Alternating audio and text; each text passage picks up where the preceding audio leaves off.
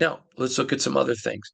They bring in some different coaches. I think they absolutely upgraded on special teams. They had to do something in special teams. They brought in, some other guys to help formulate the plan. Is it everything that I would have done? Probably not. I probably would have made a not probably. I would have made a change at defensive back. I think Nate Hobbs and Trevon Moehrig um, are two guys that looked exceptionally well as rookies, and in their sophomore campaign under a new regime looked terrible.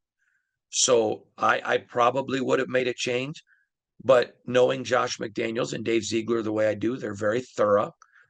I'm sure they looked at why did this happen to these guys. I'm sure they probably talked to the coaching staff. What are some things we could have done better with them?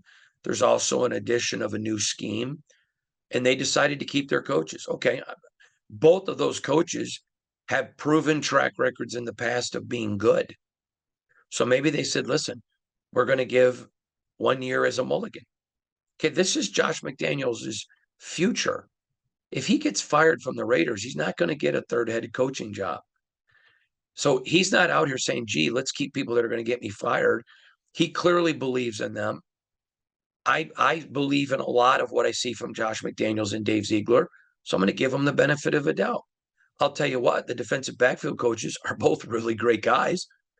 I know what some of the players have told me about them off the field, the way they care about players, the way that players matter to them. So I can say that I didn't think they did a good job coaching, but it doesn't mean they're bad people. And so I look at those things for optimism. Then I talk to people around the league who I trust, whose job it is to analyze the Raiders. How do you think they did? Mayer, I believe, even though he's a rookie, is going to be a complete upgrade, certainly over Foster Moreau, dear God. And I think better than Darren Waller. Darren Waller was a great wide receiver. Foster Moreau was a good blocker. Michael Mayer is a great wide receiver and a great blocker. He is the combination of what you want. Now, he's way too young.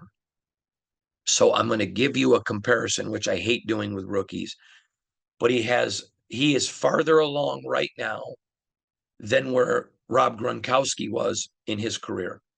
And we know what Rob did in the Josh McDaniels system. So I think that's good. I think Austin Hooper, absolute upgrade. So if you told me we got to get rid of Darren Waller and Foster Moreau, but we're going to add a Michael Mayer and an Austin Hooper, bingo, make it, do it, get it done. And then you add Howard, who is a guy from Alabama that hasn't been able to stay healthy. He's your third. So does he get pushed? Absolutely. I'll be talking more about that in the coming weeks. But he's a guy that if he is able to stay healthy, he has all of the physical attributes to be super good. Now, from what I'm hearing on him, is that there's a lot of optimism on his health and where he's at, that he's healed and that he's ready to go. If that's the case, I would have traded you Waller and Moreau for Mayer and for Hooper. Now you throw Howard into the mix. That's an upgrade. Okay, you look at wide receiver. I told you about Dorsett, and there are other guys. And I think wide receiver is upgraded. And I still say, I think that after June 1st, Hunter Renfrow will be gone. And I love Hunter. He is a great human being, awesome husband, awesome father, and an all pro football player.